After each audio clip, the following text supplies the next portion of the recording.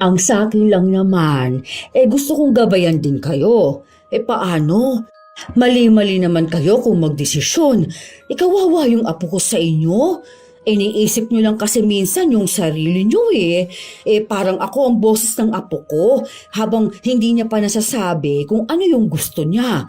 Tinuturuan ko lang din naman kayo dahil ako ilang anak nang naalagaan ko. Sinabi nga po namin, pwede nyo kaming gabayan, pero wag nyo kaming pangunahan. Wag po kayong magdesisyon kung hindi naman hinihiling sa inyo na kayo ang magdesisyon. Ano pa po ang saysay na nandito kami kung susundin nilang lahat ng desisyon ninyo? Hindi niyo po pwedeng sabihing mali ang desisyon namin dahil lang sa ibang desisyon ang gusto ninyo. Iba-iba ang pamamaraan ng magulang, iba-iba ang pamamaraan ng ina. Kung iba kayo noon sa mga anak ninyo, iba rin ako bilang ina sa anak ko. Sana po, respetuhin ninyo yon. Hindi dahil nauna kayo maging magulang, ibig sabihin wala na rin kaming karapatang matuto bilang magulang. Hayaan niyo po kaming magdesisyon dahil pamilya po namin to. Pananagutan namin to. Minsan, nagkakaroon talaga ng problema kapag ang lola ng bata ang madalas na nagdedesisyon kaysa sa mga magulang nito. Ganon si Elizabeth sa kanyang apo, na mas ninanais niya pang desisyon niya ang manaig kaysa sa desisyon ng magulang. Ito rin ang ugali na magdadala sa kanya sa parusa. Ano kaya ang mas mananaig? Ang pagbabago at pagtanggap na ang mga lola ay dapat gumabay lang o ang pagnanais na maging paladesisyon sa buhay ng kanyang apo? Ay, ano ba naman yan, Jenna Marie? Kagigising lang ng anak mo, paliliguan mo na. Tapos Biyernes pa ngayon. Ay, kaya nagiging sakitin ang bata. Aalis po kami, ma. Pupunta kami kina mama. Di sige, magbihis ka na dun. Mag-asikaso ka ng sarili mo. Ako na lang ang maghihinsaw sa apo ko. Isasabay ko na po sana ng pagligo Saka wala naman po masama sa ganun. Maniwala ka sa akin, nak. Ganyan kami noon. Mga lola din namin ang nagpapayo sa amin. Kaya tingnan mo, mga anak ko hindi sakitin. Itong apo ko, ang bilis magkasakit kasi hindi ka sumusunod sa mga pamahiin. Sige na, ako na mag-aayos sa kanya ha. Unahin mo na lang muna ang sarili mo. Halika na nga rito, apo ko. Sandali lang ha, magpapainit muna ako ng tubig para hindi ka lamigin. Hindi na lang kumibo si Jenna Marie dahil alam niyang hindi rin naman magpapatalo ang kanyang biyenan. Nakabukod na sila ng bahay pero katabi lang nila ang bahay ni na Elizabeth. Kasama nito ang asawa niya at ang bunsong anak nila. Madalas na nasa kanila ang biyenan dahil malayo ang bahay ng iba nitong mga anak. 5 taon ng kasal sina Jenna Marie at Robin at biniyayaan sila ng anak na mag-4 na taong gulang na ngayon. Minsan, pinag-aawayan ng mag-asawa ang pagiging paladesisyon ni Elizabeth. Dahil minsan, ito pa ang nangungunang magdesisyon sa pamilya nila, lalo na sa bata. Lumipas pa ang ilan pang mga araw hanggang sa walang pasok sa trabaho si Robin. Nagpasya silang mag-asawa na lumabas. Mag-aayos muna ako ng buhok ko. Maayos naman na si Bricks Sasapatusan na lang yan mamaya. Yung kulay white ipasuot mo sa kanya, love. Sige, magbanyo muna ako. Biglang sumamaan tiyan ko Habang wala ang mag-asawa, pumasok sa loob ng bahay si Elizabeth. Ay, ang pogi naman yung apo ko na yan. Aalis kayo, no? Bakit naman ganyan ang suot mo? Mas bagay sa'yo yung binili ko Teka nga, halika, magpalit ka ng damit. Kahit na nakaayos na si Bricks, pinalitan pa ni Elizabeth ng damit. Inayusan niya rin ng buhok ang bata at pinasuot ng ibang sapatos. Nung lumabas si Robin ng banyo, nakita niya ang ayos ng anak. Nakataas ang buhok na parang buhok ng mga kabataan noon. Patay ang butiki dyan kapag nahulog sa ulo ni Bricks. Diba? Nakakatuwa ang itsura ng apo ko. Ganyan dapat ang forma sa kanya. Tapos, etong terno ng Sangoku. Mainit sa labas kaya dapat nakasando ang bata. Nilagyan ko na rin ng panyo sa likod para hindi pawisan. Tuwang-tuwa si Elizabeth habang nakatingin sa kanyang apo. Pero ang tuwa na nararamdaman ng kanyang hipag ay nawala. Bigla itong napasimangot. Ay sige na, mag-ingat kayo at enjoy kayo ha. Bakit naman ganyan yung suot ni Bricks? Mukha naman siyang tanga niyan. Nakapambahay tapos nakasapatos. Ganyan pa yung buhok. Uy, bakit? Maganda naman. Naman, nakabihis na nga yan kanina eh. Nakaayos na rin, magsasapatos na lang tapos pinalitan niyo pa. Parang binaboy niyo naman pong itsura ng anak ko eh. Gusto niyong pagtawanan niya sa labas? Alam niyo naman mga tao ngayon, baka mamaya may mag-video pa sa kanya tapos mabuli pa online. Okay na yan, ibaba na lang yung buhok. Hindi yan okay. Ang ayos-ayos ng suot ko tapos yung anak ko ganyan. Baka sabihin nila mas inuna ko pa sarili ko. Nakakainis naman kasi. Ano ba yan? Imbis na paalis na eh, dagdag oras pa para magpalit ulit ng damit. Ganoon ang madalas nilang senaryo. Madalas na pinagtatalunan yon ng mag-asawa dahil ang gusto ni Jenna Marie ay si Robin ang kumausap sa ina para pagsabihan ito na wala namang masama kung gustong alagaan si Bricks. Pero iwasan niya ang pagiging paladesisyon. Madalas kasing kontra ng gawa ni Elizabeth si Jenna Marie. Ilang araw pa ang lumipas, nagkaroon na naman ng hindi magandang gawain ang lola ni Bricks. Pinapakain kasi ni Jenna Marie ang anak ng gulay at tinuturuan niya itong kumilos mag-isa, pero si Elizabeth ang humahad lang dito. Ay sige lang apo, kung ayaw mo niyan wag mo nang kainin. O eto, mag-chocolate ka na lang. Yaan mo nang muna yan dyan. O teka, ako nang magbubukas para sa'yo. Ma, ano na naman po yan? Huwag yung bigyan ng chocolate si Bricks. Pinapaubos ko nga sa kanya tong pagkain niya eh. Naduduwal nga kasi siya sa kalabasa. Ayaw niya yan. Ang gusto niyang ulam yung manok. Hindi po pwede, Ma. Kailangan niya rin matutong kumain ng gulay. Bata pa yan. Hindi pwedeng sanayin na ibibigay kung anong gusto niya. Huwag niyo pong i-spoil ng apo ninyo. Kahapon pinapakain ko na ampalaya. Binilihan niyo ng barbecue. Tapos isaw pa ang kinakain niyo. Hindi naman po pwedeng palaging gano'n ang kakainin ng bata. Makakasama sa kalusugan niya. Bata pa kasi ang anak mo. Ikaw naman. Para namang hindi ka nagdaan sa pagkabata. Malakas pa ang resistensya ng mga yan. Huwag mo ring pilitin kung ayaw nila kasi kapag tanda nila, malalaman din nila kung bakit mahalagang kumain ng gulay. Tapos ngayon ang aga-aga pa po pakakainin niyo ng chocolate. Kaya nabubulok ang ngipin ng bata eh. Huwag na po yan. Ipaubos niyo tong kanin niya. Hindi na. Hayaan mo na. Minsan lang naman to. Ayaw niya yan eh. Kung gusto mo, lutuan mo na lang siya ng hotdog. Yon, paborito niya yon.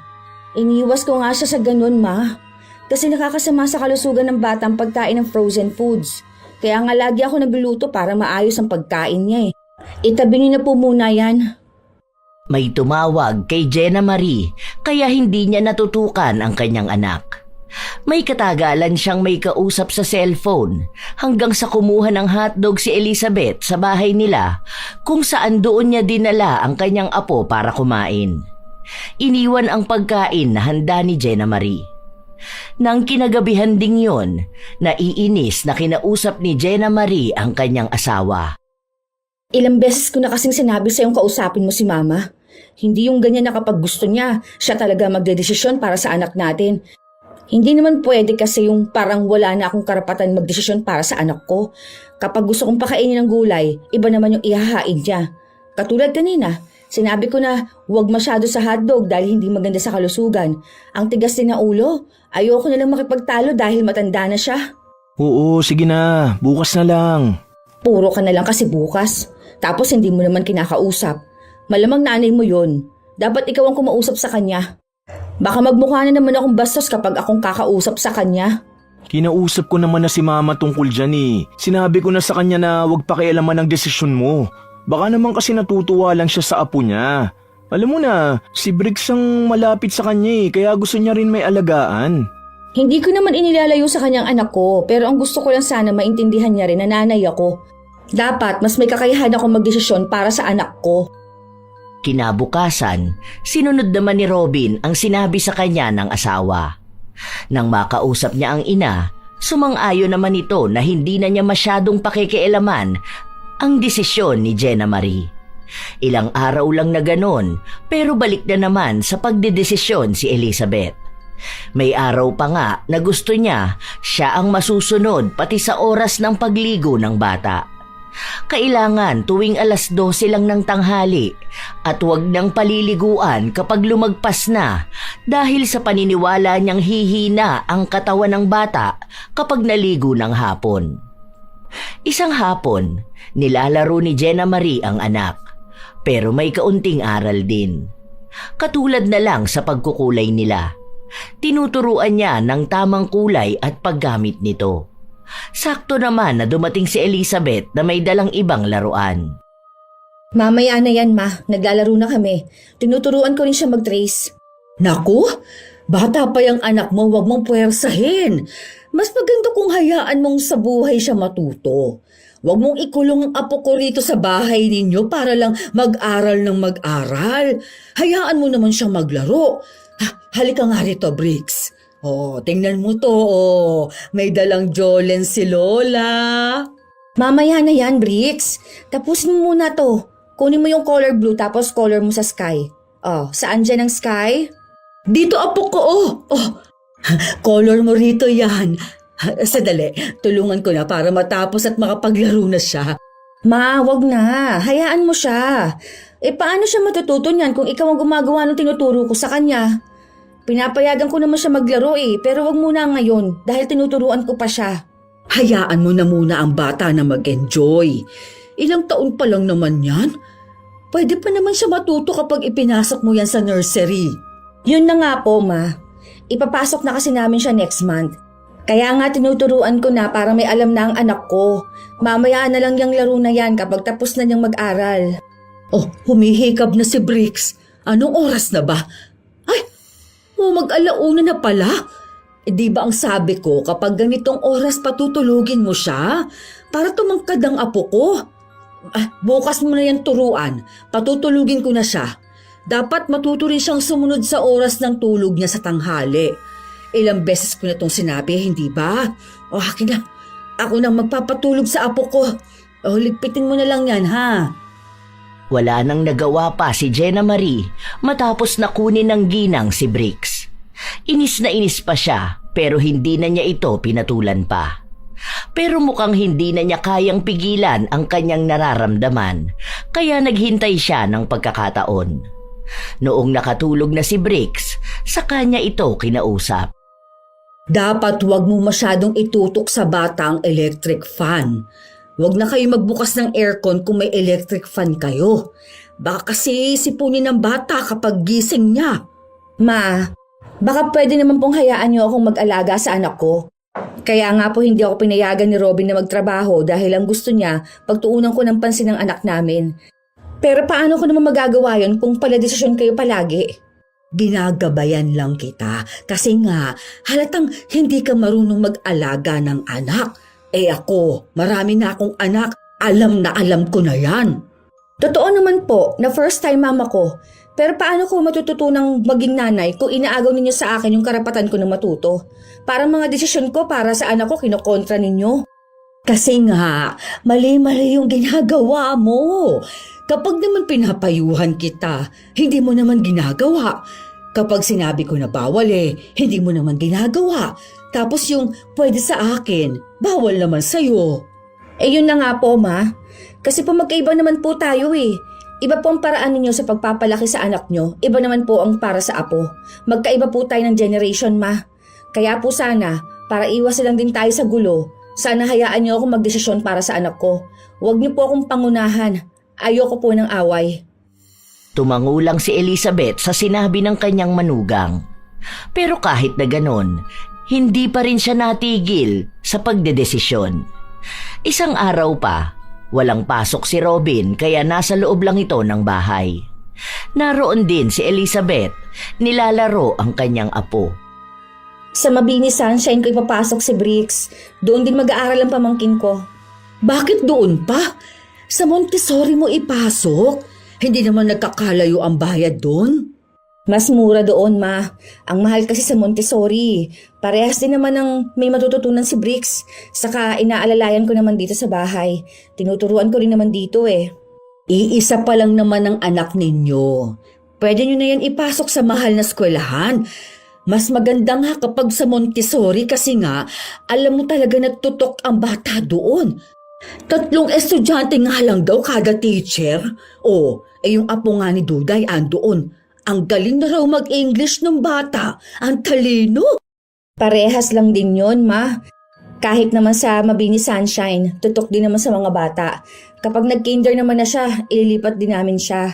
Sa public school namin siya pag-aaralin. Maganda rin naman ang mga turo doon eh. Para kapag college niya, doon siya sa mas magandang university. Kasi ako, ganun ginawa sa akin ng mga magulang ko. Saka hindi rin kasi namin kaya sa ngayon ng private school, ma. Hindi naman pwede na lahat ng ipon namin mailalabas. Paano kung magkaroon ng emergency? Saka pang long-term plan kasi ginagawa namin ngayon ni Jenna. Kahit na ba? 1 taon lang naman magiging nursery ang anak ninyo. Hindi nyo pa ba itotodo ang gasto sa kanya? Hindi na, ma. Saka hindi naman magtatrabaho si Jenna eh. At nagtapos din naman siya maging teacher, hindi lang nagturo. Kaya pwede niyang tutukan ng anak namin. Sa totoo nga niyan, hindi na dapat ipapasok ng nursery pero gusto namin na may makahalubilo namang mga bata si Bricks para kahit na paano may pakilala namin sa kanyang school. Para hindi siya matulad sa mga bata na umiiyak kapag papasok sa school. Kaya hindi na namin kailangan dun sa mamahaling school, ma. Yun nga ang sinasabi ko sa inyo, ma. Kaya bago pasukan, tinuturuan ko na si Bricks. Kaya wag niyo na po muna siyang ayain maglaro. Pinapalaro ko po siya pero may oras naman. Hindi po palagi laro na lang nga atupagin niya kasi bata pa siya. Mas maganda na balanse lahat. Sige, kayong bahala. Hindi kumbinsido si Elizabeth sa gusto ng mag-asawa. Kahit pa sabihin na dapat ay guro si Jenna Marie kung nagtrabaho ito. Alam ni Elizabeth na mas matutuunan ng pansin ng apo kung ipapasok niya ito sa mas magandang paaralan. Kaya hanggat hindi pa nagsisimulang ipasok sa naturang paaralan si Bricks, si Elizabeth na mismo ang gumawa ng paraan para maipasok ang apo sa Montessori. Ayan, okay na. May slot na ang apo ko. Panigurado akong magkakaroon siya ng mas magandang pag-aaral kapag sa Montessori siya. Saka naman na malalaman ng mga magulang na yan, wala na rin man sila magagawa. Katulad nga ng inaasahan, nakatanggap ng mensahe mula sa paaralan si Jenna Marie. Nabasa niya lang ito gabi na matapos niyang maglikpit ng kanilang pinagkainan. Love, tingnan mo nga to. May orientation daw bukas sa Montessori. Hindi naman ako nagpa-reserve ng slot. Hindi pa ako napupunta ng school kasi bukas ko pa lang sana ipapa-enroll si Bricks. Baka naman na mali lang. O kaya baka scam yan. Hindi eh. Official number to ng Montessori. Check mo. May email din sila sa akin. Kaya pala nag-chat sa akin kanina si Jessica. Ang sabi niya magkasama raw anak namin sa iisang classroom. Hindi ako nag-reply sa kanya kasi akala ko wrong send. Tapos name ko pa to. Ito pa, sa email. Name ni Bricks. Hindi naman pwedeng bigla na lang may ganito. Ang alam ko, may ilalabas na pera kung sakaling reservation pa lang. Hindi naman ako nagpunta dun. Dahil sa ibang school ko nga ipapasok si Bricks. Paano naman nangyari yan? Puntahan mo kaya bukas para malaman mo. Ano pa ba? Ganun na ang mangyayari. Para malaman ko rin bakit ganito at kung pwede pang ilipat si Bricks. Ayoko kasi talaga dun eh. Hindi pa rin sumasagi sa isip ng mag-asawa na si Elizabeth ang may kagagawa nun. Hanggang sa kinabukasan, nung pumunta sa pagtitipon sa paaralan si Jenna Marie, doon niya nalaman kung ano ang nangyari. Ang lola ng anak ang may kagagawa nun. Nagbigay na rin ng down payment si Elizabeth para sa slot ng apo. Inis na inis si Jenna Marie pero hindi na siya makatanggi dahil sayang ang pera. Hindi na mababawi. Tapos naayos na rin ang schedule ng mga bata. May mga kasama rin siya na kilala nila. Kung aatras pa siya, baka maging simula lang yon ng usap-usapan sa kanilang lugar na ayaw niyang mangyari. Nang kinagabihan, doon nag-usap-usap ang tatlo. Pigil na pigil si Jenna Marie sa kanyang emosyon. Ayaw niyang magalit. Syempre, inaalala ko lang ang slot ng apo ko. Alam nyo namang marami rin ang gustong mag-aral sa Montessori, hindi ba? Buti nga na-enroll ko na. Ma, nandito ka naman po nung pinag-uusapan namin ito, di ba? Alam niyo naman po kung gaano kamahal dun. 55K yung tuition nila. Ang bigat masyado nun para sa nursery. Iisa lang ang nagtatrabaho sa bahay. Ang dami pang ibang binabayaran tapos ganyan kamahal. Hindi pa yan. Malamang may iba pang activities na nakakabutas ng bulsa. Naapektuhan ito yung budget namin sa kayong ibang mga nakaplano. Kaya nyo naman na yun? 45K na lang yun kasi nga nagbigay na ako ng 10K na down. Pero yung 10K na yun, bayaran nyo na lang ako kahit 2 gives. Inutang ko lang kasi yun. Yun na nga po, Ma. Inutang nyo lang. Alam niyo naman po na ayaw namin ang nangungutang eh. Ang laki po nung tuition oh. Sana po kumonsulta muna kayo sa amin. Alam niyo naman po na may pinag-iipunan din kami, di ba? Hindi naman pwedeng biglain namin maglabas ng malaking pera para dito. Bakit ba ang iinit ng mga ulo nyo? Ginagawa ko lang naman to para sa apo ko. Hindi ba? Kung makikita ng mga tao na sa Montessori siya nag-aaral, di kaiinggitan siya. Makakatulong din naman sa inyo tong ginawa ko. Hindi po kayo nakatulong, Ma. Pala-desisyon kasi kayo eh. Sa susunod po, kumonsulta muna kayo sa amin. Kami ang mga magulang ni Bricks. Kami lang ang pwedeng magdesisyon sa kanya. Kung may gusto kayo, ipaalam niyo sa amin. Kapag pumayag kami, ibig sabihin pwede. Kung hindi, ibig sabihin hindi po pwede. Huwag niyo kaming pangunahan. Ginagalang kong pagiging lola niyo. Pero sana galangin niyo rin po ang pagiging magulang namin. Oo, sige na. Sorry na. Pasensya na kayo kung iniisip ko lang ang kalagayan ng apo ko. Hindi ko naman alam na masama na pala yun para sa inyo. Ganon kasi ang gusto ko para kay Bricks. Yun ang pangarap ko noon kay Robin eh. Kaya akala ko, pwede rin na ganon ang pwedeng gawin para sa apo ko ngayon. Ako, pasensya na kayo sa akin. Ma, wag na lang sanang mauulit yung ganito. Kasi may budget din talaga kaming sinusunod eh. Hindi pwede na kapag gusto nyo, yun ang mangyayari. Tama pong sinabi ng asawa ko, pwede nyong gabayan si Bricks. Pero wag naman yung masasagasaan pati pagiging magulang namin. Oo, hindi ko na lang uulitin. Pagpasensyahan na ninyo ako ha. Sana nga po, Ma. Kasi ilang beses na po natin to napag-usapan, di ba? Ilang beses nyo na rin pong sinabi na hindi nyo na uulitin. Ma, nakikiusap naman po ako sa inyo. Opo, gets ko kayo na gusto nyong alagaan ang apo nyo. Gusto nyong maranasan niya yung di ko naranasan. Pero sana, naiintindihan nyo rin ang pagiging magulang namin. First time lang po namin eh. Sana naman ipadaman nyo rin sa amin na mas mahalaga ang desisyon namin para sa anak namin. Hindi ka naman namin pinipigilan sa mga gusto mo. Pero sana kapag desisyon na para sa aming mag-asawa, huwag nyo na pong panghimasukan. Gusto rin namin ng magandang buhay para sa anak namin.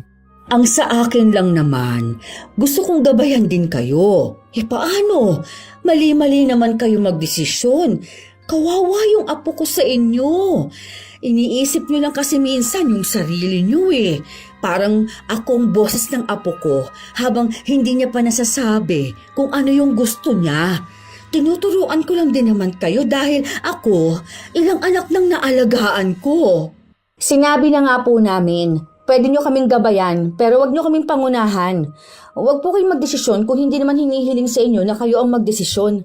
Ano po pong saysay na nandito kami kung susundin na lang lahat ng desisyon ninyo? Hindi nyo po pwedeng sabihing mali ang desisyon namin dahil lang sa ibang desisyon ang gusto ninyo. Iba-iba ang pamamaraan ng magulang, iba-iba ang pamamaraan ng ina. Kung iba kayo noon sa mga anak nyo, iba rin ako bilang ina sa anak ko. Sana po, yun ang respetuhin ninyo. Hindi dahil nauna kayong maging magulang, ibig sabihin, wala na rin kami karapatang matuto bilang magulang. Hayaan niyo po kami magdesisyon dahil pamilya po namin to, pananagutan namin to. Hala, sige. Sa susunod ipaaalam ko na sa inyo. Nangihinayang kasi ako eh. Maganda ang pagtuturo doon. Sayang kasi ang talino ng apo ko kung sa basta-bastang eskwelahan niya lang siya ipapasok.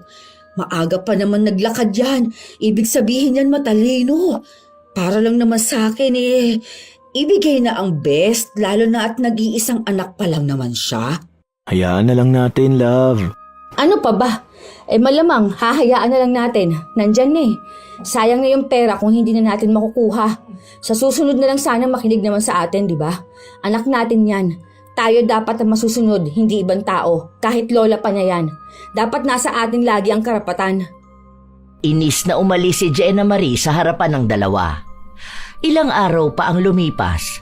Madalas na pinapangunahan pa rin ni Elizabeth ang pagpapalaki ng mag-asawa sa anak nila. Nagiging dahilan din yun ng pag-aaway ng mag-asawa dahil hindi na nga makatiis si Jenna Marie. Isang beses pa, naghanda ng prutas na baon si Jenna Marie. Noong araw din na yon, may importante siyang lakad kaya pinakisuyo na muna niya kay Elizabeth ang pagbabantay kay Briggs. Kung hindi lang yon importante, hindi naman niya hahayaan na ang lola ni Briggs ang magbabantay dahil kilala niya ito. Kung ano-ano na naman ang ikukonsinti sa bata. Nang kinahapunan, napansin ni Jenna Marie na hindi nakain ang pinabaon niya. Ma, anong kinain ni Briggs? Bakit hindi po nabawasan tong baon niya? Walang nagalaw. Binigyan ko siya ng fishball. Yun ang mas gusto niya. Tuwang-tuwa nga. Ang dami niyang nakain eh. Nagsawa na ata siya dyan sa mga prutas na baon niya. Para maiba lang din naman. Di ba nga po, ang sabi ko may baon siya, hindi pwede na ganyan ang kinakain niya. Kailangan pa rin yung masusustansya. Minsan lang naman. Saka, naisip kong pagbigyan na lang din ng bata. Sa masarap din naman talaga yun. Huwag na lang paghigpitan ng pagkain. Hindi po ako naghihigpit ng pagkain. Ang inaano ko po, yung masustansya naman ang ipakain sa bata. Kahapon puro chichirya binigay niyo sa kanya, ang aalat pa ng mga yon. Tapos nag-coke pa siya. Pwede yan kung talagang minsan lang. Pero ayokong sinasana yung bata sa hindi healthy na pagkain. Sige. Bukas, hindi ko na lang siya bibilhan nun. Hayaan mo na. Minsan ko lang naman siya pinakain nun. Inisip ko na para hindi maging masela ng bata. Lalo na yun din ang paboritong kainin ng papa niya noong bata pa to. Hindi na talaga, Ma. Dahil ako na magbabantay sa kanya. Hindi pwede yung kung ano-anong pagkain ang binibigay ninyo sa bata.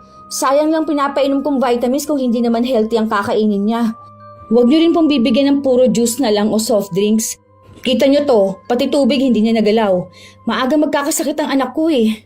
Reward ko lang naman yun sa pagiging mabuting bata niya. Ang galing niya kasi sa school. Oo na, sige na, para hindi ka na magalit sa akin. Ayaw ko naman na sabihin mo pa to sa asawa mo tapos kayong dalawa ang mag-away. Hindi na lang sinabi ni Jenna Marie ang nangyari dahil ayaw niya rin na magalit ang asawa sa ina nito.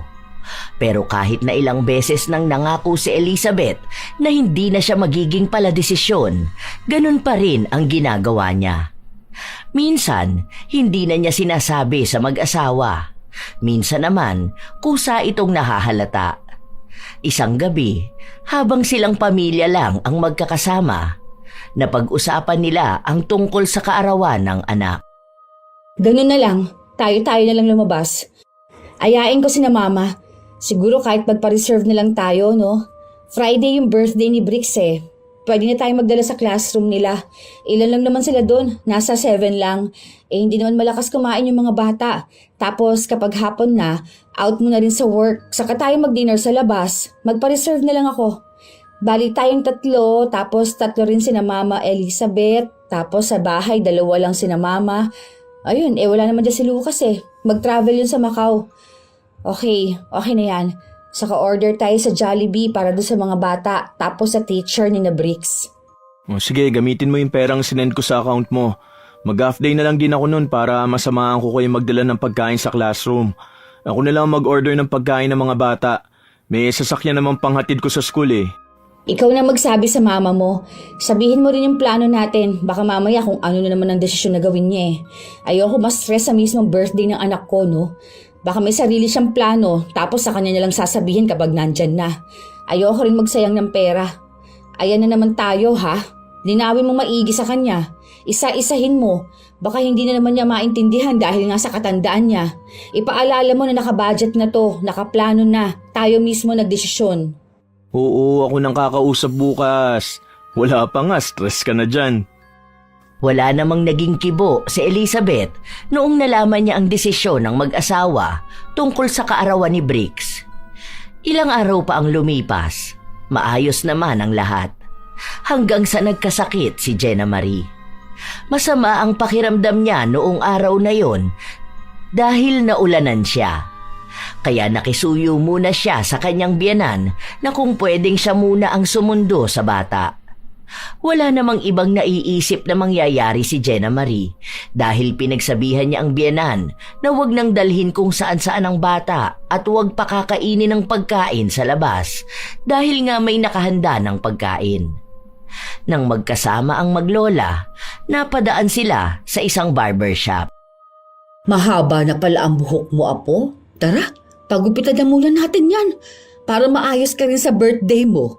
Sinabi ko naman na sa mama mo na pagupitan ka na at tumatama na yung buhok mo sa mata mo. Hindi naman kasi nakikinig sa akin.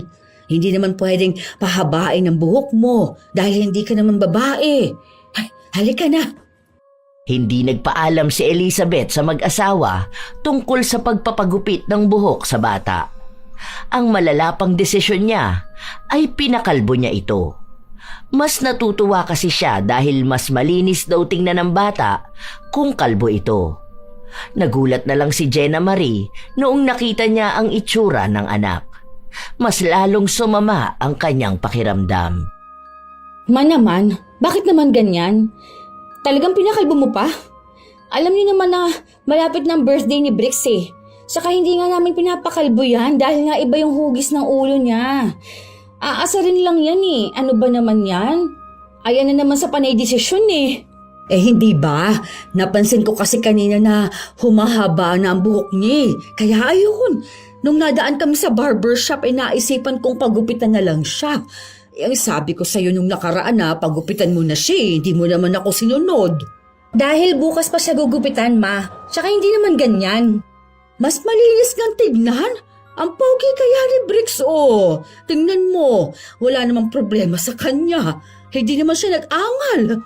Eh wala talaga, ma. Malamang, bata pa yan eh. Anong alam niya sa ganyan? Eh hindi naman yan pwede sabihin na wag mo siyang ipakalbo, di ba? Ang ganda ng gupit na gusto ko para sa kanya dahil may theme nga yung birthday niya. Nakakainis naman. Sinabi na kasing wag makialam. Hindi naman kasi alam kung ano mga plano namin. Ay, pasensya ka na, anak. Hindi ko naman alam na hindi niyo gusto ng kalbo si Briggs. Hayaan niyo, hahaba pa rin naman yan. Mabilis lang ang tubo ng buhok ng bata. Eh, talagang natuwa lang din talaga ako kasi nga ang linis tingnan. Oo, ang aliwalas ng mukha niya. Eh malamang, wala naman na ako magagawa eh. Kahit na ayoko nandyan na yan, wala na siyang buhok. Talagang ahit na ahit pa. Eh kayo lang nagagandahan sa ganyan eh. Ibang gupit ng buhok niya yung gusto ko. Akala nyo kasi nasa panahon nyo pa yan para maganda yung ganyang pagpapakalbo sa mga bata. Buong araw na masama ang timpla ni Jenna Marie. Nagsisisi siya na pinaubaya ang pagsundo sa anak. Inisip niya na sana siya na lang ang gumawa kahit na sobrang sama ng kanyang pakiramdam. Sana ay hindi nangyari ang pagdidesisyon ng kanyang biyenan na ipakalbo ang bata.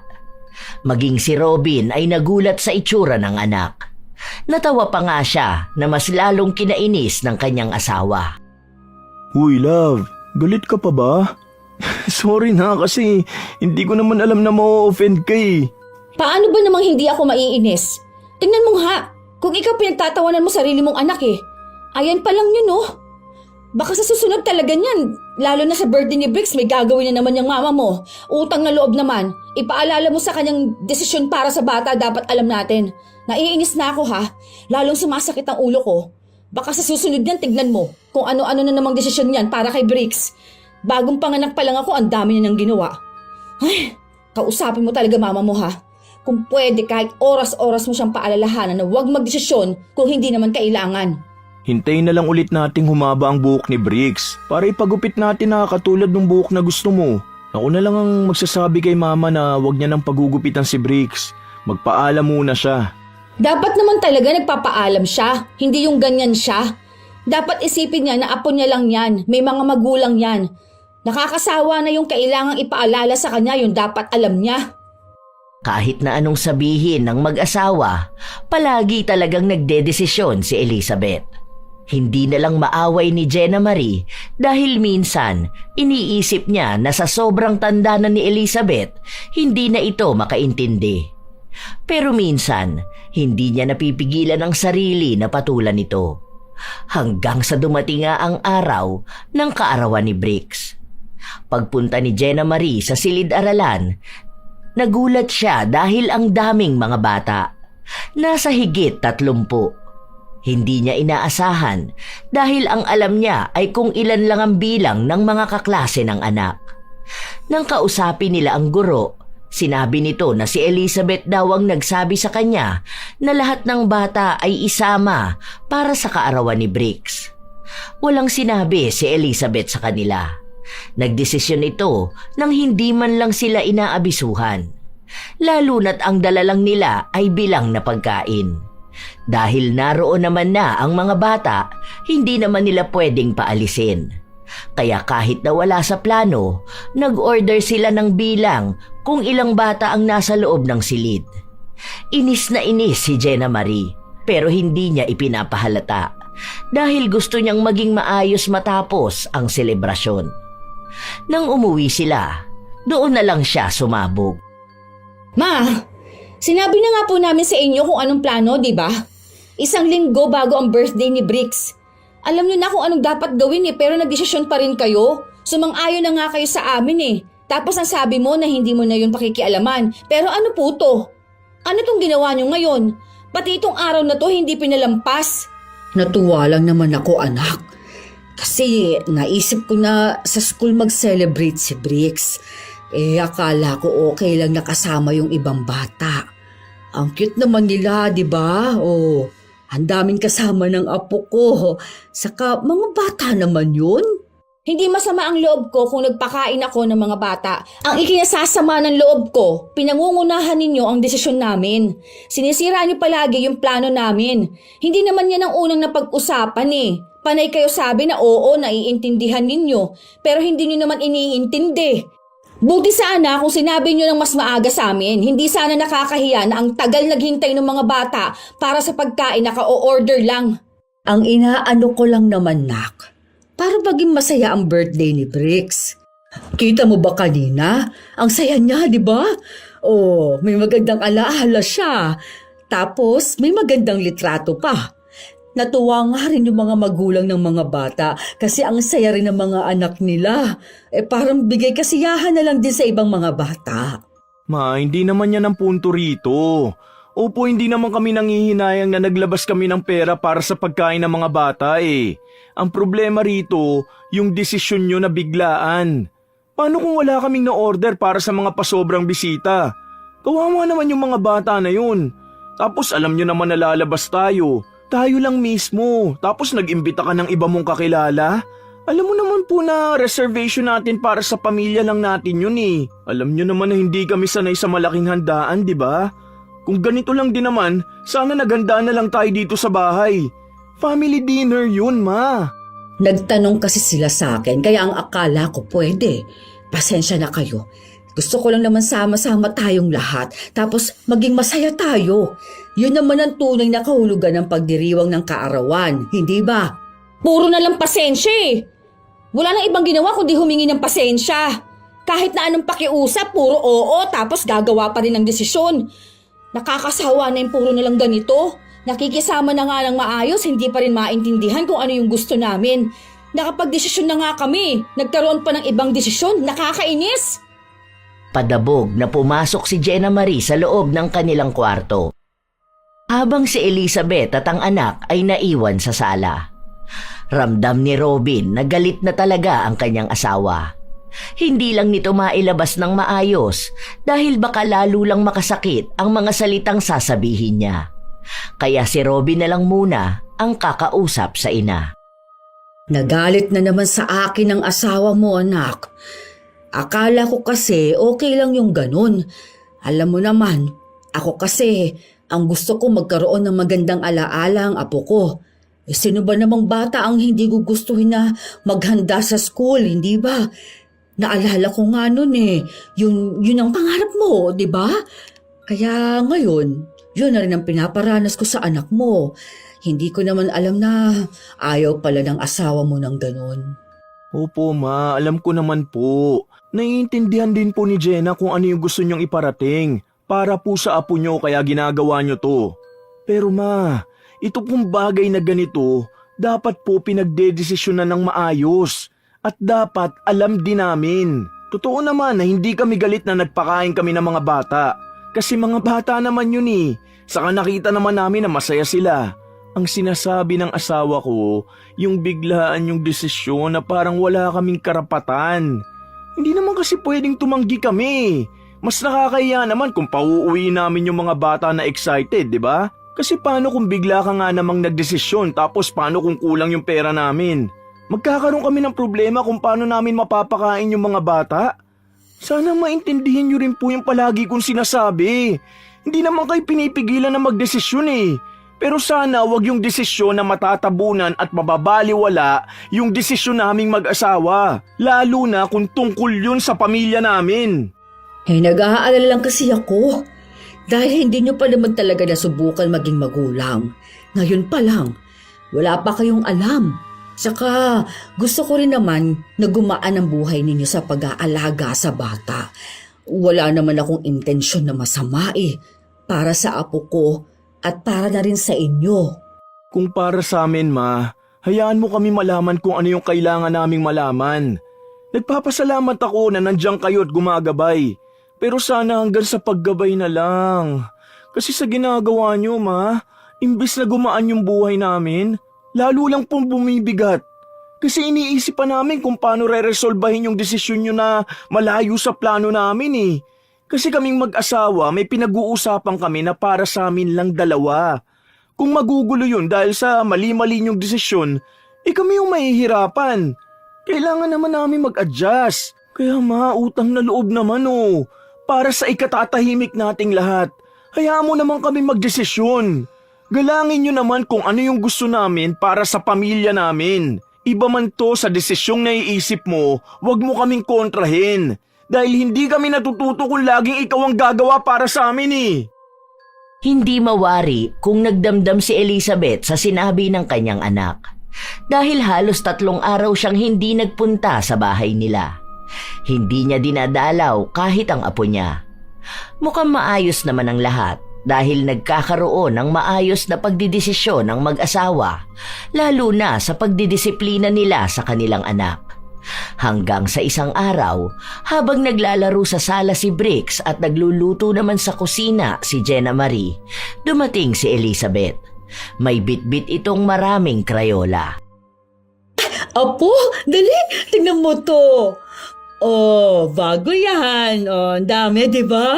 Sa'yo yan lahat. Gamitin mo yan, ha?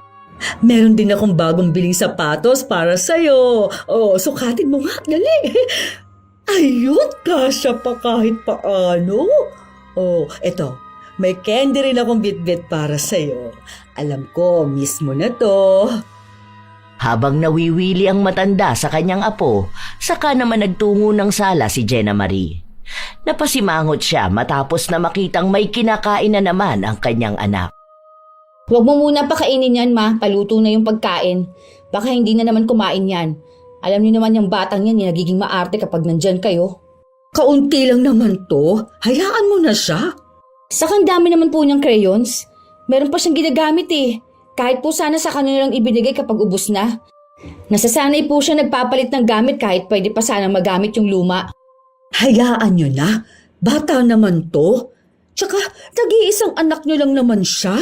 Kung saan masaya ang bata, ibigay nyo na. Minsan lang yan maging bata. Tingnan mo, mabilis talaga ang panahon. Makikita mo na lang na malaki na ang anak mo. Kaya ang payo ko sa'yo, ibigay mo ng lahat ng hiling niya ngayon pa lang. Hindi naman po yun, ma. Ang tinuturo ko namin kay Brix, huwag maging maluho.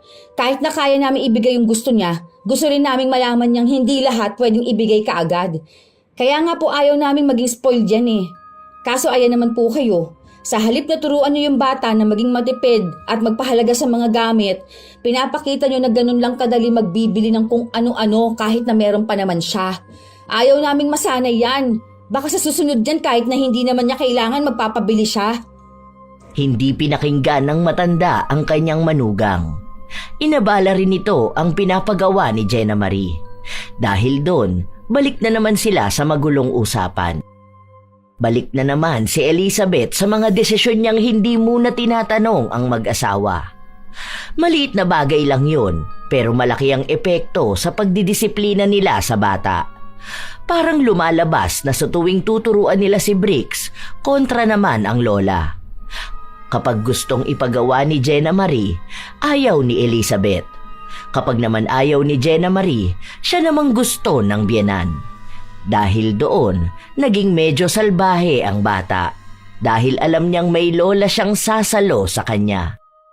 Ligpitin mo na yung mga laruan mo tapos pumunta ka na ng kusina. Maghugas ka ng kamay para makakain na tayo, ha? Paalis pa lang siya noong pumasok ang kanyang biyenan. Imbis na si Briggs ang magligpit, si Elizabeth ang gumawa. Siya ang pumulot ng mga nakakalat na laruan, kaya walang ibang ginawa ang bata kundi ang umupo habang kinakain ang pasalubong ng lola. Ma, si Briggs ang inuutusan ko. Dapat matuto siyang magligpit ng kalat niya. Huwag po kayong magligpit niyan dahil siya naman na nagkalat niyan. Laruan niya yung mga yan. Ano ka ba naman, nak? Ang bata pa nitong anak mo, oh. Yun na nga po, May. Hanggang bata pa siya, dapat alam na niya ang responsibilidad niya. Hindi pwedeng palagi siyang ibe-baby. Huwag niyo po siyang tulungan dyan. Hayaan niyo siya kumilos.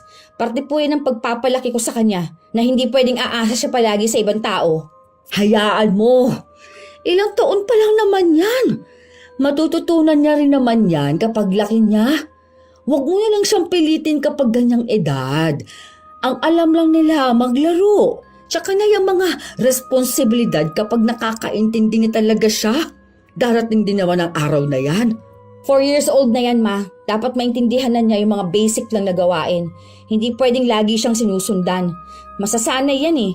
Sa susunod, Ma, kapag may sinabi ako sa anak ko, hayaan niyo lang ha. Kasi paraan ko yun para turuan siya. Ang sa akin lang, naaawa naman ako sa bata. 4 years old, tuturuan mo maglinis? Eh di ba dapat naglalaro lang yan? Hayaan mo na lang muna siguro na mag-enjoy.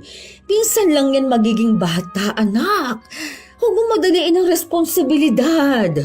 Hinahayaan ko naman po siya maglaro. Ang sinasabi ko po, yung responsibilidad niya rin.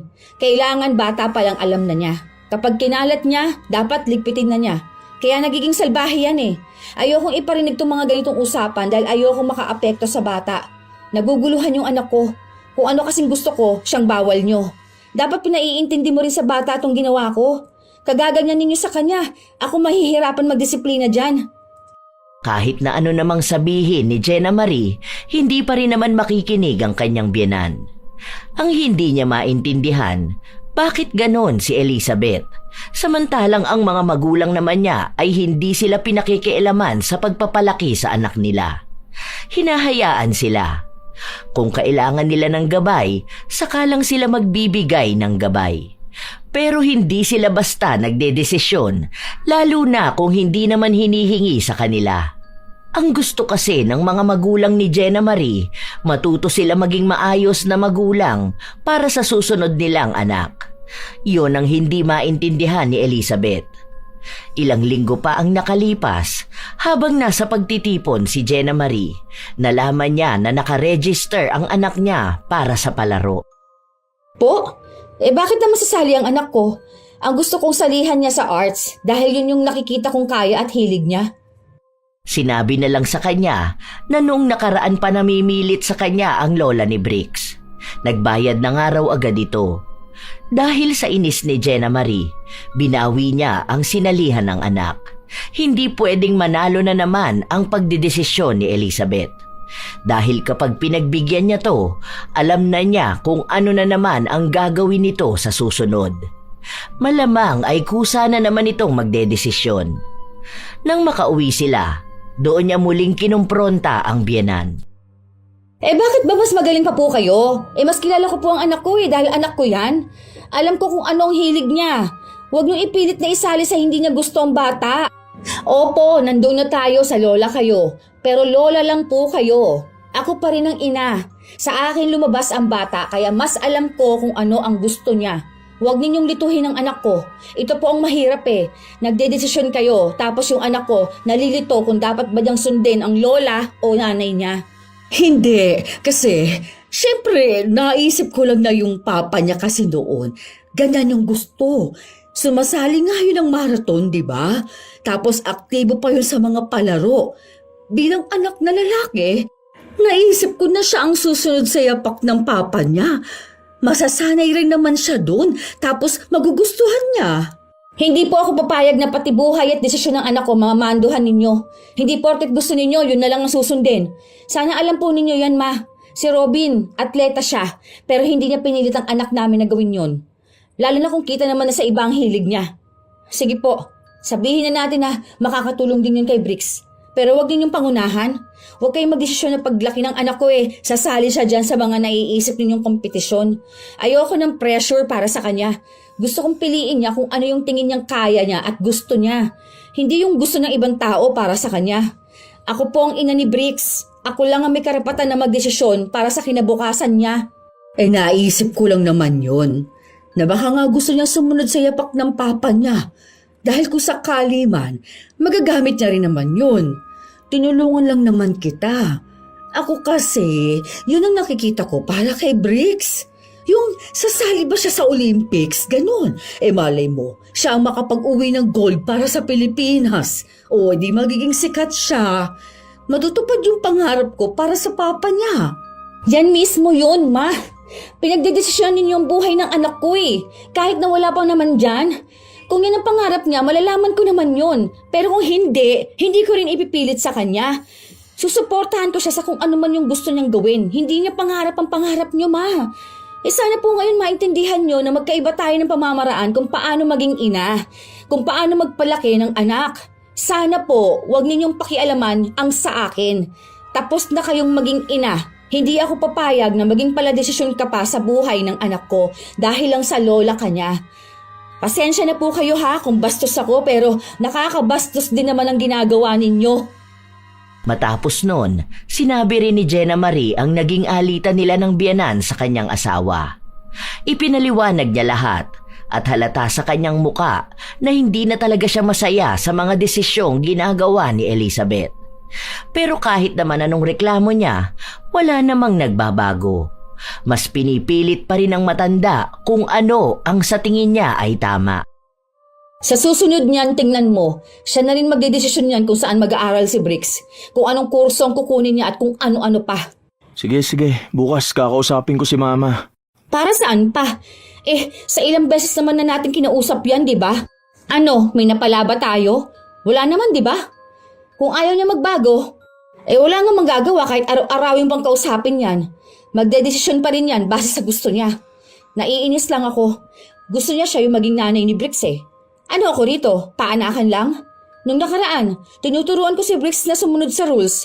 May usapan kami at patakaran. Tapos yung mama mo naman, ayun, walang ibang ginawa kundi turuan yung anak ko na mag-break ng rules.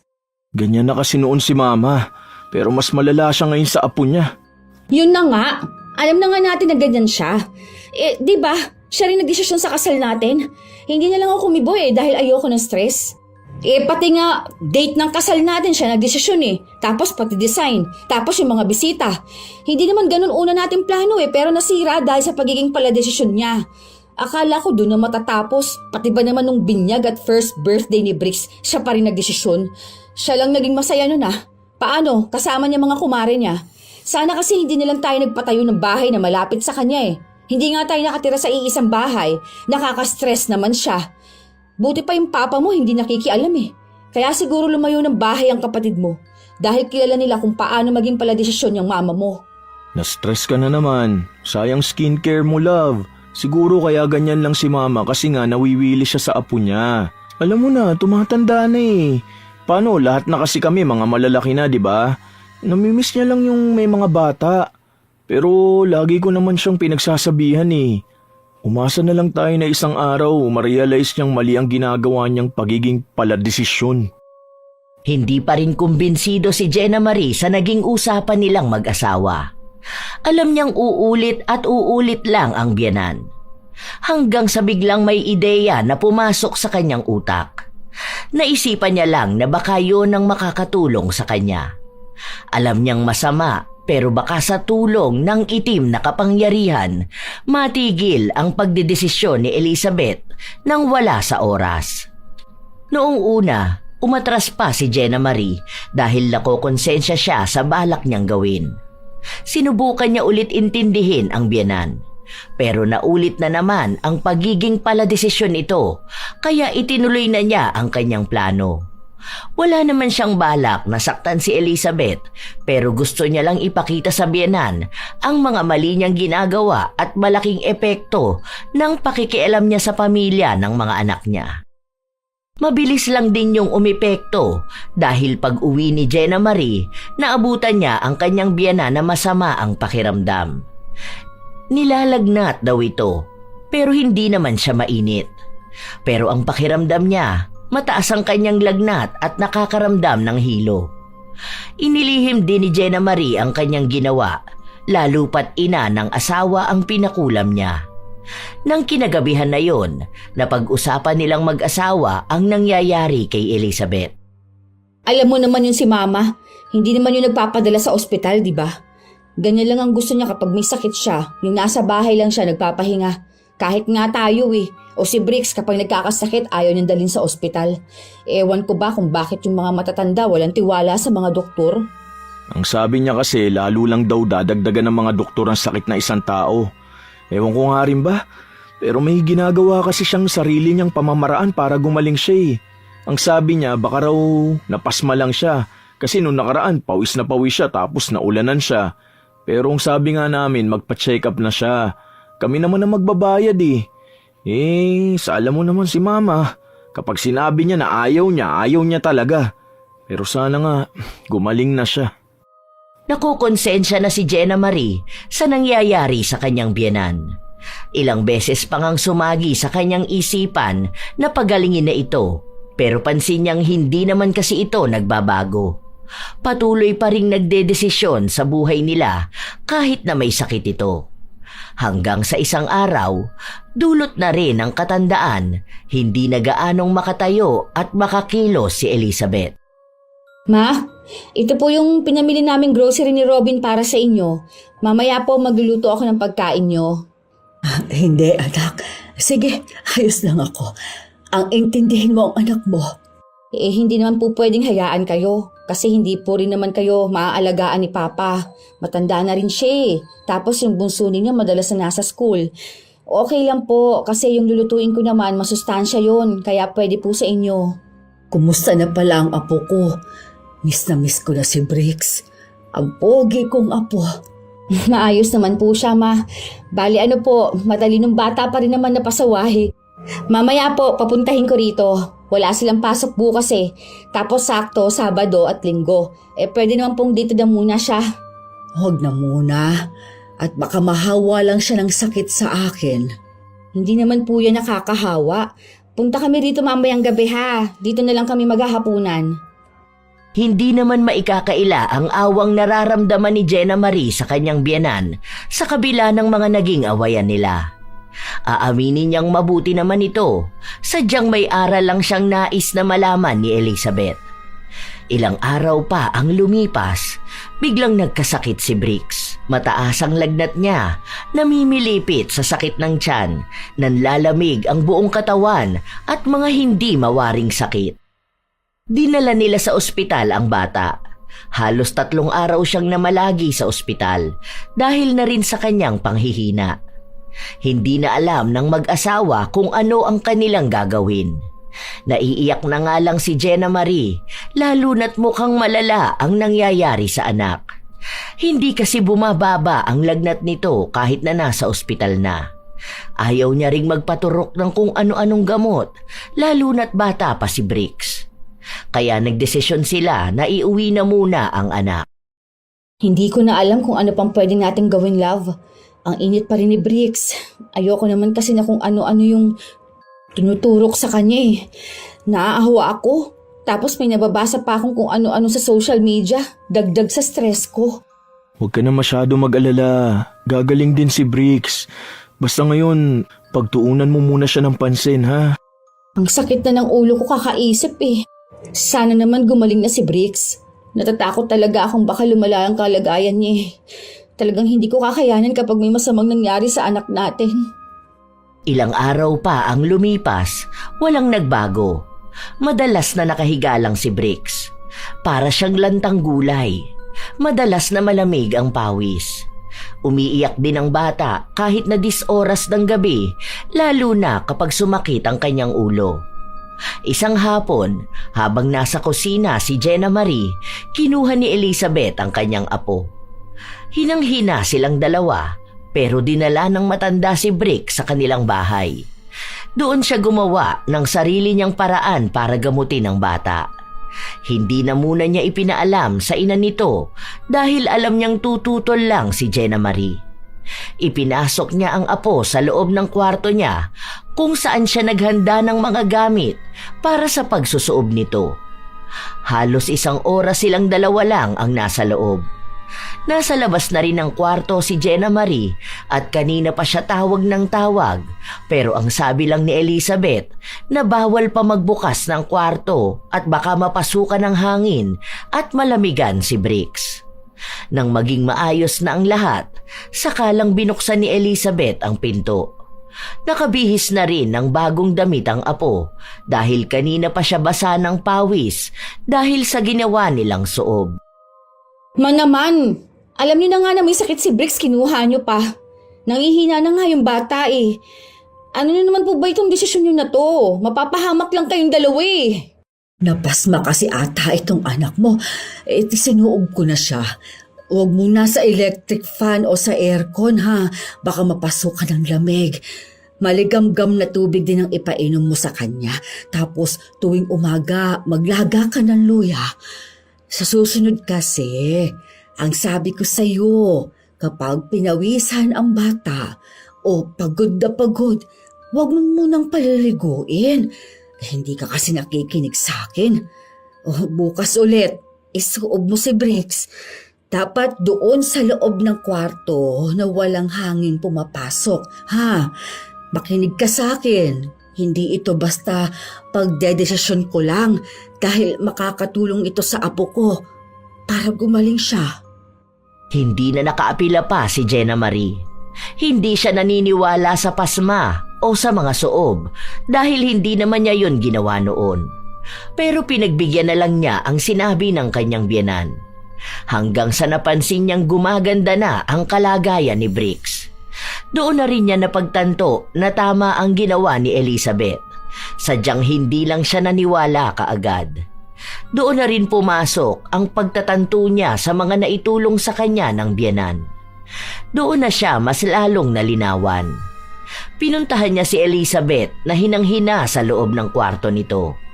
Naging mas lalong mahina ito, lalo na noong pinwersa niya ang sarili na tumayo at magbuhat para lang magamot si Bricks. Para bang naghihintay na lang ng kamatayan ang matanda. Ma, sorry ma. Oh, ano ka ba naman anak? Bakit ka humihingi ng tawad sa akin? At eka, kumusta na ba ang kalagayan ng apo ko? Maayos na po siya. Salamat po sa ginawa niyo. Ma, sorry po talaga. Hindi ko naman sinasadya eh. Nadala lang talaga ako ng galit ko. Naiinis po kasi talaga ako sa inyo kapag nagdedesisyon kayo para sa pamilya namin eh. Hindi ka dapat humingi ng tawad. Ako ang dapat na humingi ng tawad sa'yo. Dahil tama nga kayong mag-asawa. Hindi ko dapat pinagdedesisyonan kung ano ang dapat na desisyon ninyong mag-asawa. Sa kagustuhan ko kasing tulungan kayong magpalaki ng apo ko, nawala na rin kayo ng karapatan na matuto. Dapat bilang lola, naging gabay nga lang ako. Lalapit at magdedesisyon ako kapag alam ko na mali kayo. Oo, humihingi kayo ng tulong. Pero hindi yung ako mismo ang agad na nagdedesisyon dahil sa yun lang ang gusto ko. Sorry talaga ma. Hindi ko rin po yun nakita na gusto niyo lang din na maging maayos mapalaki si Bricks. Sa totoo lang, Kaya ganun ako. Kasi ito na lang yung pagkakataon ko na magpalaki ng batang version ng anak ko. Sa kagustuhan ko na maranasan niya ang mas magandang pag-aalaga na dapat nagawa ko noon sa anak ko. Nagkamali ako dahil inagawan kita ng pagkakataon na maging ina. Nakalimutan ko nga na parehas tayong naging ina. Pero ito ang panahon mo para sa anak mo. Dahil yung akin, tapos na yung panahon ko para sa anak ko. Hindi ko alam kung hanggang kailan na lang ba ang buhay ko. Basta, tandaan mo, lahat ng mga bilin ko sa'yo, hindi yan kuro-kuro ng mga matatanda. Dahil magiging gabay mo yon para maging isa ka ring mabuting ina. Naiyak ng tuluyan si Jenna Marie. Nagsisisi na siya sa paglapit niya sa itim na kapangyarihan. Kaya para maging maayos na ulit ang lagay ng kanyang biyenan, pinatanggal niya ang kulam na ipinataw niya rito. Halos 1 linggo rin ang inabot bago naging maayos ang kalagayan ni Elizabeth at nananatiling lihim ang ginawa ni Jenna Marie. Ayaw niyang lumala pa ang sitwasyon kapag may nakaalam ng kanyang ginawa. Ilang linggo pa, tuluyang naging maayos na si Elizabeth. Nakakatayo na ulit siya at nakakakilos. Pero base sa nakikita ni Jenna Marie, malaki na ang pinagbago nito. Hinahayaan na niya ang mag-asawa na magdesisyon para sa anak nila. Hindi na siya nakikialam. Hindi siya nagbibigay ng opinyon kung hindi naman hinihingi. Dahil ang sabi niya ay may tiwala na siya sa desisyon ng mag-asawa, lalo't para naman yon sa kanilang pamilya. Isang araw, humingi ng tulong si Jenna Marie sa kanyang biyenan na magluto ng merienda para kay Briggs. Paraan na rin yun ni Jenna Marie para muling maging maayos ang kanilang samahan. O ano bang gusto mo? Yung matamis ba masyado? Ang mga bata kasi, hilig nila yung mga matatamis. Pero sabi ng iba, hindi dapat hayaan na masanay ang mga bata. Ikaw ba? Ano bang gusto mo? Kayo po ba, Ma? Yun na lang po. Hindi pwede Kasi tinuturuan lang kitang magluto. Pero ikaw pa rin naman na magtitimpla niyan base sa sukat na gusto mo para sa anak mo. Ikaw ang magdesisyon niyan dahil ikaw ang ina ng tahanan na ito. Ang hirap po pala talaga maging ina, no? Kaya bilib ako sa inyo. Lalo na po ang dami ninyong anak. Ako nga po isa pa lang nahihirapan na. Mahirap talaga yan, lalo na kung iba-iba ang gusto ng mga bata. Bawat anak kasi, iba-iba talaga ang hilig at ugali. Meron pa yan, yung isa mong anak, ayaw ng ganitong ulam, na talagang hindi siya kumakain. O eto namang isa mong anak, yun ang paborito. O kaya minsan, kailangan talaga na timbangin mo. Kapag gusto ng isa ng ganitong pagkain, hiwalayan mo na lang ng luto ang isa. Hayaan mo, kapag nagkaroon pa naman ng kapatid si Briggs, malalaman mo na rin yan. Mabuti nga ngayon natuto ka na. Ganun naman talaga kasi yun.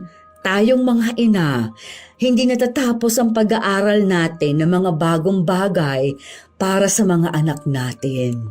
Salamat po talaga, Ma. Kasi nandyan kayo para gabayan kami. Yun naman talaga ang dapat, hindi ba? Lalo na ako ang malapit sa inyo. Mali lang talaga ako noon na akong nagdedesisyon. Hindi ko napagtanto na nahihirapan pala pati apo ko kung sino ang susundin sa atin. Ang lola ba o ang ina? Kaya ngayon, hinayaan na kita para alam din ng apo ko na ikaw ang dapat na sundin niya. Ibang estilo mo sa pagpapalaki ng anak mo. Sa bagay, tama nga naman kayong mag-asawa. Iba nga pala ang panahon ninyo sa panahon namin. Kaya iba-iba ang pagiging ina natin. Hayaan na nga natin ang nakaraan. Ang mahalaga ngayon, maayos na tayo. Kita ko na talagang mabuti kang asawa at ina. Kaya panatag ako sa pamilya ninyo. Bilang ina, masaya ako na nakakilala ang mga anak ko ng mabubuting babae na magiging ina ng kanilang mga anak. Nagiging emosyonal si Elizabeth. Pero pinatawa na lang siya ng manugang para hindi mauwi sa madramang araw ang dapat ay masaya lang. Sa paglipas ng ilan pang mga buwan, nakikita naman ni Elizabeth na kaya na ni Jenna Marie ang pagiging ina. May mga payo na itong sinusunod na dati ay hindi niya pinaniniwalaan. Sa mga sumunod na taon ay nasundan pa ang mga anak ni na Robin at Jenna Marie. Nagkaroon sila ng 4 na anak at doon na pagtanto ni Jenna Marie na tunay ngang mabilis lang ang panahon. Ang dating sanggol na hawak niya ay nagbibinata na. Doon niya napagtanto na yon ang tinutukoy sa kanya noon ng biyenan, na kaya naisalagaan ni Elizabeth ang maliit na bersyon ng anak dahil masaya siyang mabigyan ng pangalawang pagkakataon na magpalaki ng batang nagmula rin sa kanyang dugo. Maraming bagay na napagtanto si Jenna Marie sa pagiging isang ina na talagang nagpaalala sa kanya at nagbigay ng mas malawak na pag-unawa sa ginagawa noon ng kanyang biyenan. Mas lalo niyang naiintindihan ang mga kilos nito noon dahil nasa kalagayan na siya ni Elizabeth. Ang minsang ina na malapit na rin maging lola. Ganon kabilis ang panahon. Lumipas ng hindi namamalayan. Tunay namang sa parte ng lola, may kakaibang saya ang pag-aalaga ng apo. Iba ang lambing, iba ang saya kapag may munting kamay na humahawak sa kanila. At may munting tinig na tumatawag na lola. Natural lang na mas lalo silang maging mapagprotekta, masigla at minsan ay mas nasasabik sa pagdedesisyon. Dahil sa kanyang puso, ang pakikialam ay pagmamahal, ang pangunguna ay pag-aalala, at ang pagiging paladesisyon ay pakiramdam nilang mas alam nila dahil may pinagdaanan na sila. Na para bang mas malayo na ang kanilang narating sa buhay bilang isang magulang, na alam nilang magagamit nila kapag sila ay naging lola. Pero kailangan ding maunawaan ng lola na ang sobrang pakikialam, kahit galing sa pagmamahal, ay maaaring makaapekto sa mag-ina. Kapag laging nasasapawan ng nanay, unti-unting nawawala ang tiwala niya sa sarili. Nawawala ang boses niya. At mas masakit, nawawala ang pagkakataon niyang maranasan ang buong paglalakbay ng pagiging ina. May mga aral kasi na natututunan lang kapag ina mismo ang nag-aalaga, nagdedesisyon, nagkakamali at natututo. Kapag inaagawan siya ng papel, nasisira ang pundasyon ng relasyon niya sa anak. Isang pundasyon na dapat ay sa kanila lamang nabubuo. Sa parte naman ng isang ina, kailangan din niyang maunawaan na ang lola ay hindi kaaway, kundi isang taong sobra lang ang pagmamahal. Minsan lang din talaga ay inaakala ng ina na naaagawan na siya ng karapatan, pero nagkakaroon lang din ng pagkakataon ng lola na maranasan ang maging magulang ulit sa pangalawang pagkakataon. Ang mahalaga ay ang pag-unawa sa magkabilang panig. Ang lola ay nagmamahal, pero dapat may hangganan. Ang ina ay nagmamahal at dapat respetuhin ang karapatan niyang maging tunay na magulang. Hindi kailangang magtalo kung sino ang tama. Mas kailangang pag-isipan kung ano ang makakabuti sa bata. Sapagkat sa huli, ang pinakamahalaga ay hindi kung sino ang nasunod, kundi kung sino ang nagbigay ng tamang pagmamahal at respeto. Tandaan na ang pamilya ay mas nagiging buo kapag ang bawat papel ay ginagampanan ng tama. Ang lola ay gabay, ang ina ay ilaw at ang bata ang sentro ng pagmamahal. Kapag may respeto at pag-unawa, walang relasyon ang masisira. Kayo ba mga apo, ano ang tingin niyong naging pahiwatig ng ating bagong kwento ngayon? Ano ang inyong opinyon sa pagitan ng lola at ina patungkol sa pagdedesisyon sa bata? Kung ano man ang inyong opinyon at komento, maaari niyo yang ibahagi upang aming mabasa. Naway may aral kayong napulot sa ating bagong kwento.